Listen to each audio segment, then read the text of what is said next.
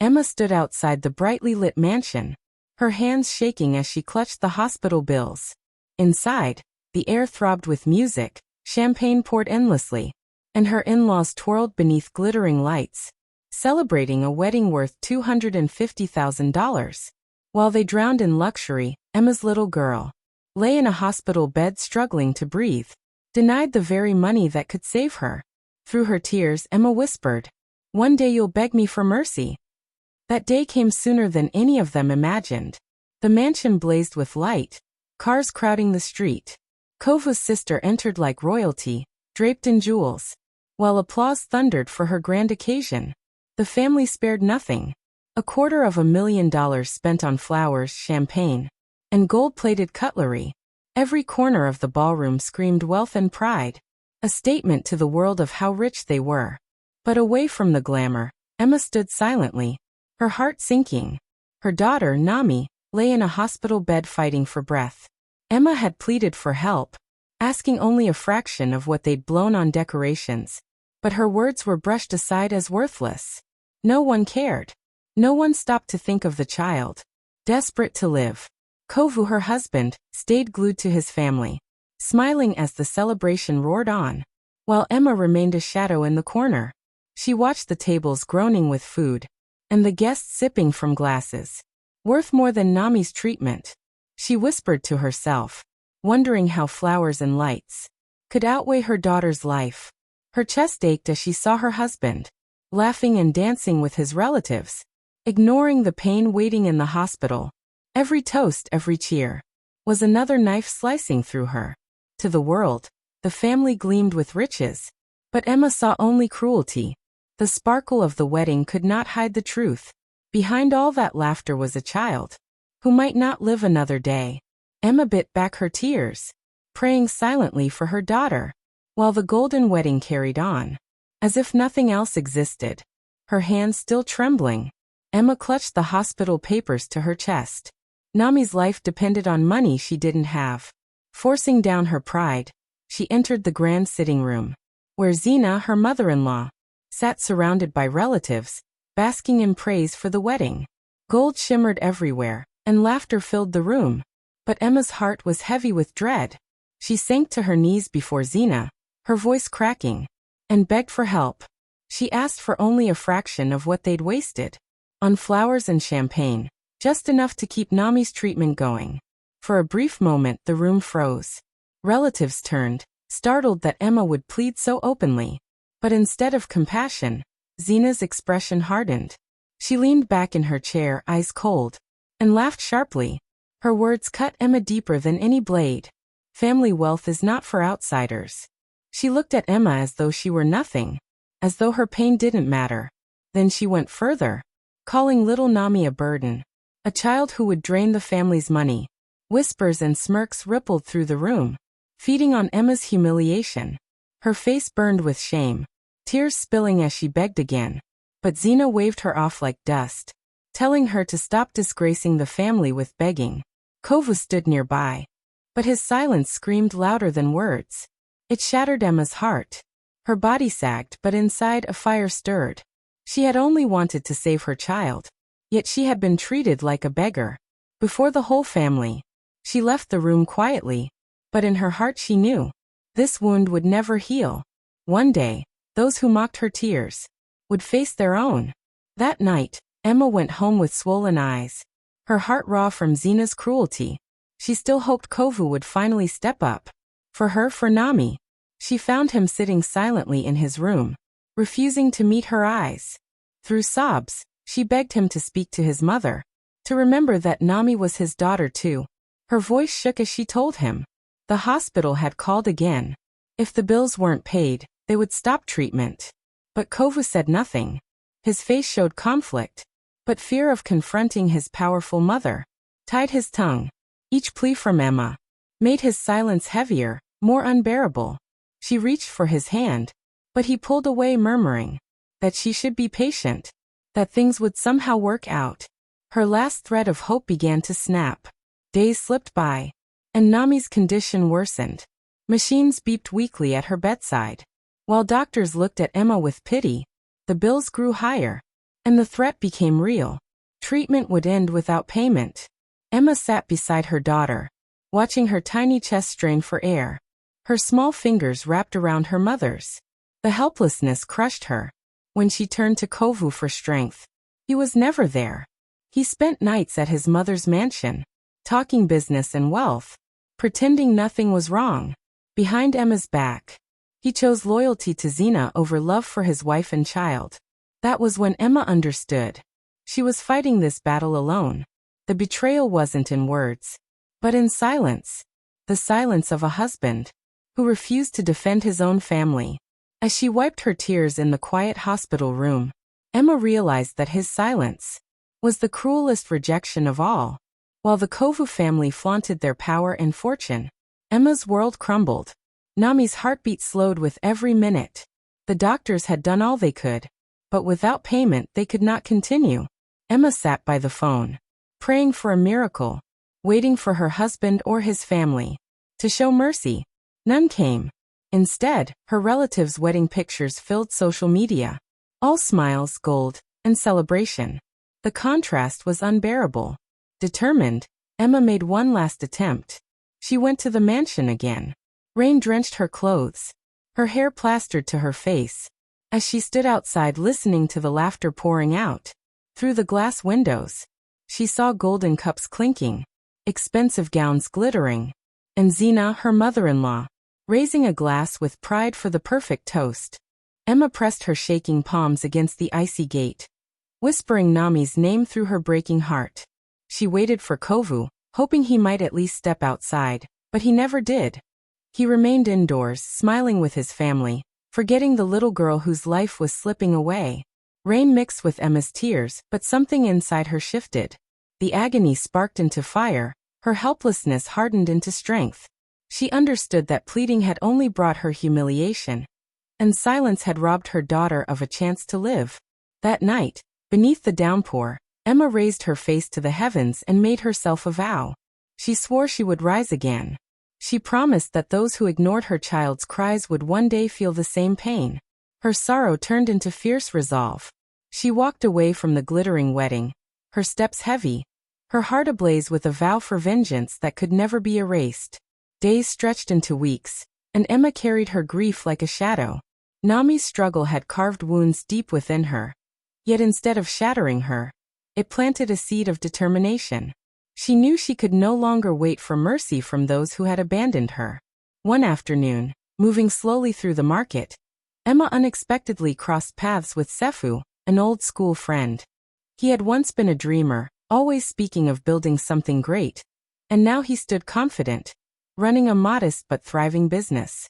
Noticing the sadness in her eyes, Sefu asked what had happened. At first Emma held back, but the silence weighed too heavily. She poured out the story, about Nami, the wedding, and the humiliation she had endured from her husband's family. Sefu listened intently, his heart stirred. Instead of pity, he offered her something different, a chance. He told her he believed in her strength, that she could rise above everything if she was willing to work. He invited her to join him, teaching her the foundations of trade, investment, and planning. With trembling hope, Emma accepted. She began small, selling in the market, learning from each mistake, enduring every challenge. Every coin she earned carried meaning. Every deal gave her courage. The memory of Nami's faint heartbeat pushed her forward. She worked late nights, sacrificing comfort to build her own future. Slowly the business grew. With Sefu's guidance and her own grit, Emma expanded, moving from small stalls to larger suppliers. What began as fragile survival turned into a rising empire. Her name began to circulate quietly in the business world. Her fortune grew steadily, but she concealed it from her husband's family. She stayed silent, building her wealth in secret, preparing for the day when she would no longer be the woman they mocked. Emma had turned her grief into power, her tears into fuel. And in silence, she rose higher than anyone had imagined, stronger than she ever believed she could be. Years passed. The once proud family Emma had once begged for help began to crumble under storms they never foresaw. Kova's family, known for wealth and luxury, had built their reputation on pride and reckless spending. They threw lavish parties, bought cars they didn't need, and basked in past glory. But inside their mansion, cracks spread. Business deals collapsed. Debts mounted. Whispers of scandal grew louder. Their golden world started breaking apart piece by piece. Zina, who once walked with pride, now lay awake through nights of shame, hiding failed investments. The relatives who had once cheered at their golden wedding now kept their distance, unwilling to be tied to ruin. Kovutu carried the crushing weight of failure. Years ago, he had chosen silence, believing loyalty to his mother would protect him. Now he was trapped in the downfall he had helped create.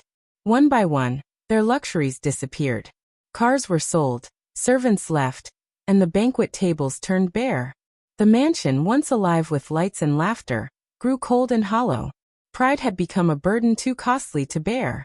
Creditors circled like vultures, demanding repayment. The debts were beyond anything the family could cover. Word spread quickly. Kova's family empire had fallen. Businesses shut down, accounts frozen, scandal buzzing through town. Neighbors who once envied their wealth now looked on with pity or quiet satisfaction. The mansion, where Zina had once sneered at Emma and called her daughter a burden, was listed for auction. The grand halls that once rang with music stood silent, waiting for strangers to claim them. On auction day, the family stood at the gates of their home, pale and broken, watching strangers wander through, pointing at rooms where they once celebrated as if their riches were eternal. The same family who had denied a child's chance at life to protect their wealth now had nothing left to shield. Their empire had fallen, and the house that symbolized their power was slipping away forever. No one knew who the buyer was. The papers were signed quietly, the truth hidden. Emma, the woman once scorned and branded an outsider, had returned not with tears but with power. Over the years, her business had grown beyond imagination, her empire stronger and wealthier than Kova's family had ever been. Yet she remained silent, watching from afar as those who mocked her lost everything. When the auction ended, the mansion was hers. She told no one at first. She simply prepared to move in with Nami, now a healthy, strong young woman. For Emma, it wasn't just about purchasing a house. It was about reclaiming the very place where she had once been crushed by shame. On the day Emma arrived to take ownership, fate twisted. At the mansion gate stood her in-laws, Zina, Kovu, and the rest of the family. Their clothes were worn, their faces pale, their eyes hollow with loss. They had nowhere to go, no friends to take them in, no money for even a small home. The house they once flaunted was now their only hope for shelter. Emma stepped out of her car. Silence fell. Their eyes met, recognition flashing with shock and shame. Zina, who once mocked her, lowered her head, stripped of pride. Kova's lips trembled, but no words came. They had never imagined that the woman they cast aside would return as the rightful owner of everything they had lost. With voices quivering, they pleaded for shelter, begging to be allowed inside. Their pride was gone, their arrogance shattered.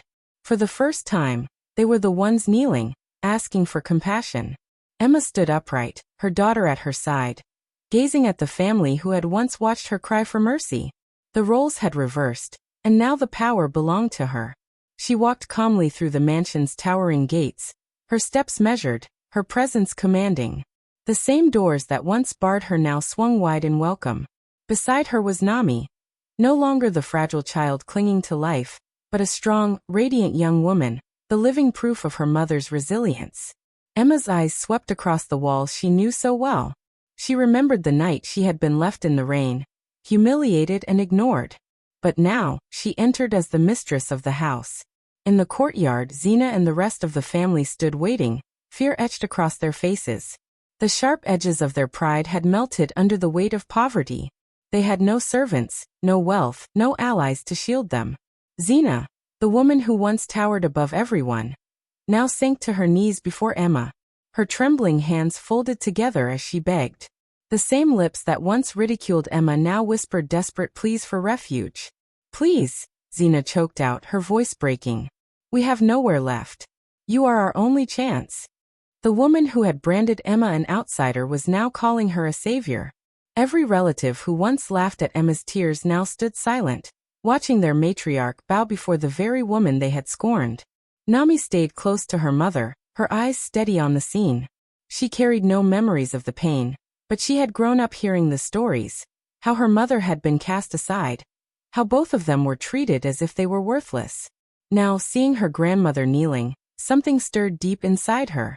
She looked up at Emma with admiration, realizing that her mother's strength had carried them from rejection to triumph. Emma did not move. Her face was unreadable. She did not raise Zina, nor did she turn away. She simply let the silence sink in, forcing them to taste the weight of their past. The walls that once rang with laughter at her expense now echoed with their shame. She could have mocked them. She could have crushed them with the same cruelty they had shown her. But instead, she gave them something sharper, cold mercy. Her voice was calm and steady, not fueled by rage, but by the strength of one who had risen above. At her side, Nami stood tall. The child once called a burden, now the very reason her mother held the power. The reversal was complete, and the family knew it. The gathering moved to the grand hall, the same place where, years earlier, they had feasted with gold cups and endless laughter. But this time, there were no glittering decorations, no music, no guests in fine attire. Only heavy silence and weary faces worn down by hardship. They stood uneasily, waiting to hear Emma's decision. Their wealth was gone, their pride stripped away, and now their future rested entirely in her hands. Emma entered with slow, steady steps, her presence commanding the room. She wore no crown, no jewels, yet her strength made her shine brighter than the chandeliers above. At her side walked Nami, tall, vibrant, alive, living proof of everything the family had once ignored. The relatives kept their eyes lowered as Emma faced them. Not a single one dared to speak. Her gaze swept over them, sharp and steady, before her words pierced the silence. She reminded them of the wedding night. The night they spent $250,000 on flowers, champagne, and gold plates, while her daughter lay in a hospital bed, struggling to breathe.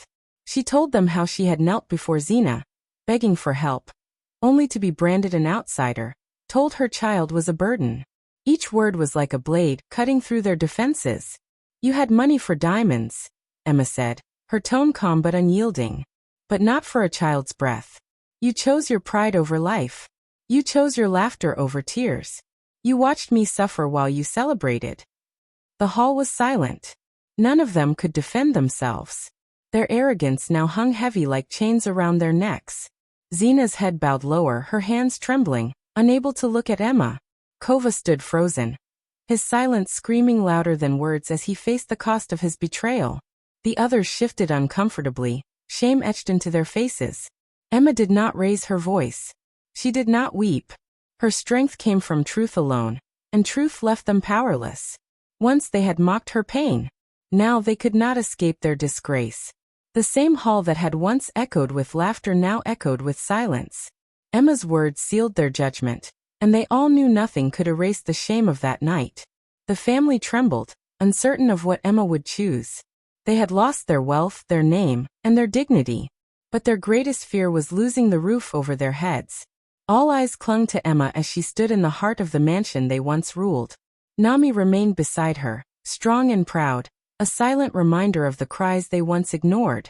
Emma's gaze swept across their faces, seeing desperation, shame, and the quiet prayers for mercy. She could have cast them into the streets, left them to suffer the cold indifference they once showed her. But Emma's true strength lay not in their destruction, but in showing them how completely the tables had turned. Her voice was calm, deliberate, and cutting. "You may stay," she said, her words echoing through the hall. "But this house no longer belongs to you. You will not live here as masters, but as tenants. And every day you wake beneath this roof, remember whose name keeps you here." The family froze, stunned by her verdict. She had given mercy, but it carried a weight heavier than punishment. No longer rulers, they were now guests, dependent on the woman they once mocked. Emma turned her gaze on Zina, the one who had once called her an outsider. Her final words cut deeper than a blade. "You refused to save her life. Today, she is the reason you have yours." Nami lifted her head proudly, standing tall beside her mother, a living victory over cruelty and rejection. The family lowered their eyes, crushed beneath the truth. They had squandered fortunes on champagne, yet denied a child's chance to breathe. And now that very child's survival was the only reason they had shelter. Emma turned away, her dignity unbroken, her strength intact. She needed no revenge. for her triumph was already complete. Their silence was her justice, and their dependence on her mercy was the final blow that would haunt them forever.